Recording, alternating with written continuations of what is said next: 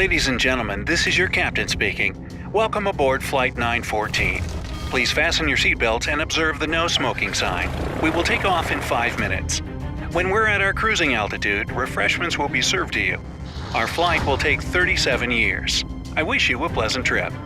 What would you do if you went on a vacation to another city and suddenly found yourself in another country altogether?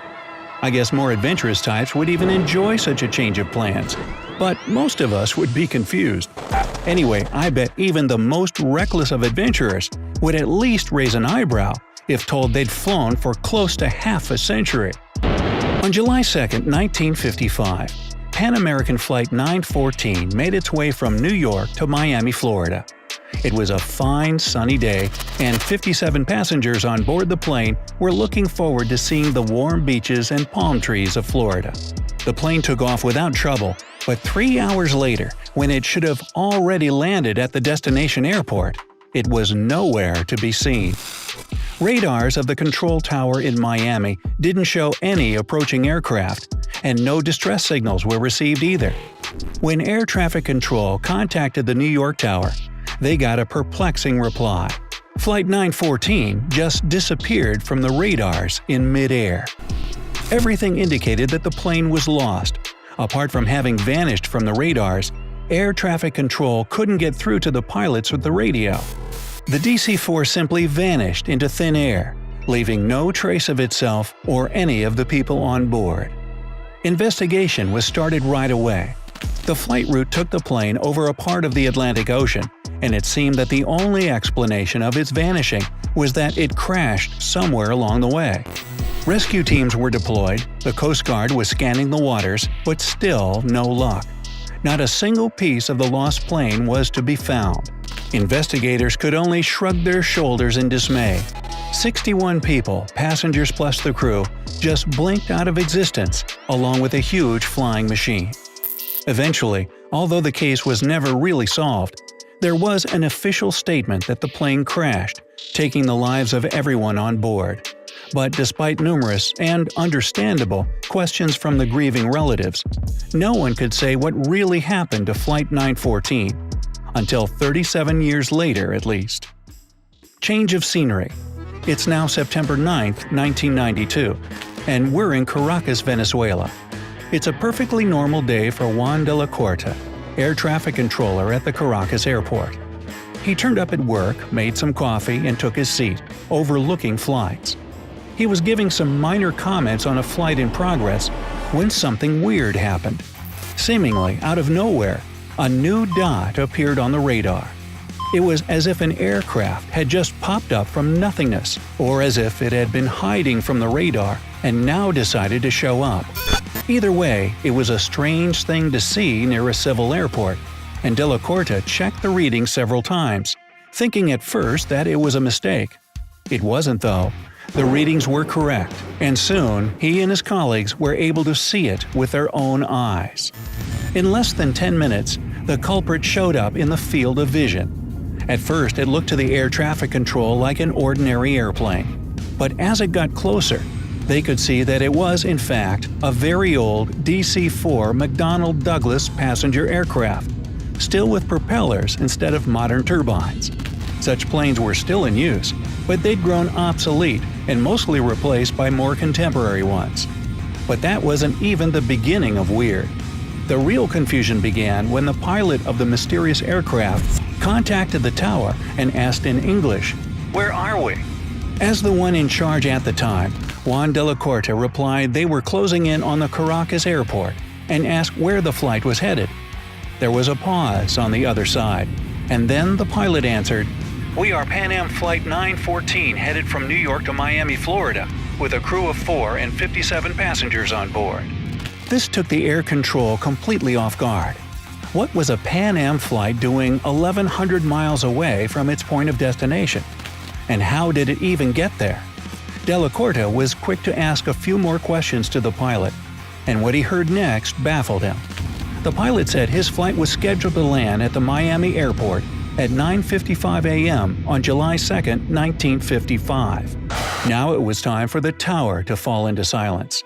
Before asking anything else, not to make matters worse, air control cleared the plane for landing. Della Corta didn't know what to make of the pilot's words. Perhaps he thought he went insane, but that was irrelevant since there were people on board the mystery airplane. He had to make sure they landed safely, and decided he would ask questions when they did. Ground units were immediately called to assist the plane and the passengers, and it landed without trouble. Having relaxed a little bit, Juan finally decided to ask something that bothered him. "Did you know today is May 21st, 1992? Another pause that ensued told him it was a huge mistake to say that. As the ground crew approached the airplane, the pilot's bewildered voice on the radio said, "What are you talking about?" When Della Corta heard that, he knew he would have to order security guards to go to the plane and escort the passengers and the crew. However, as they were moving towards the aircraft, the pilot did something nobody expected. Juan heard the flight captain's panicking voice saying, "No, stay away! We're leaving now!" And indeed, he started the engines again and, without waiting for takeoff clearance, taxied the plane to the runway. Juan tried to stop him over the radio, telling him he was creating a dangerous situation, but the pilot didn't respond. He simply drove to the runway, accelerated, and took off.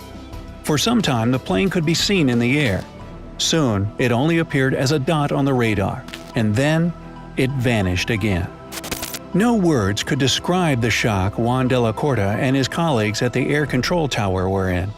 They had just seen an old airplane appearing out of nowhere, the pilot telling them he was headed to Miami, and before they could do anything, it flew away again, only to disappear in thin air like it had been a collective hallucination. No trace was found of that plane ever again, and to this day, no one can explain what happened that morning in Caracas. Smell that? Smells kinda fishy, right? I must say, though, there's much dispute about the credibility of this event. Back in 1985, a tabloid called Weekly World News was the first to cover this story. And yes, I just said 1985, 7 years before the most popular version appeared. Later, the same newspaper retold the story twice more, only with other details, and with 1992 set as the date of the time-traveling aircraft appearing in the future. The picture of Juan Della Corta, the air traffic controller in Caracas, also differed from the 1985 original, so the story was largely announced fake and it became sort of an urban legend. However, the legend still lives, and many sources retell it in their own way. Some even go as far as to say that the passengers of the plane eventually returned to their homes, and strangely, none of them looked a day older than 37 years prior, while everyone they knew grew old at a humanly pace. They say doctors examined the pilot, the crew, and the passengers, but couldn't find anything out of the ordinary. The people were healthy. Now this part doesn't look even remotely credible though, because no solid piece of evidence can be found about 61 people returning from a decades-long flight.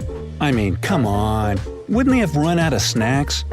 One thing that keeps popping up on the internet and piquing the interest of paranormal enthusiasts is a small pocket calendar that somehow was left on the Caracas airport runway when the notorious plane took off.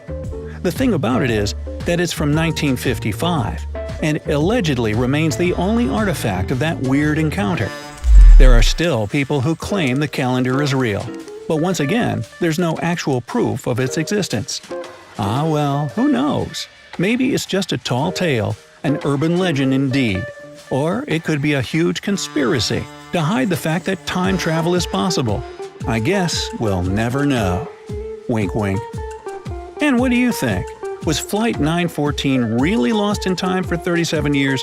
Or is it all just a hoax? Let me know down in the comments. If you learned something new today, then give this video a like and share it with a friend. But hey, don't fly away just yet. We have over 2,000 cool videos for you to check out. All you have to do is pick the left or right video, click on it, and enjoy. Stay on the bright side of life.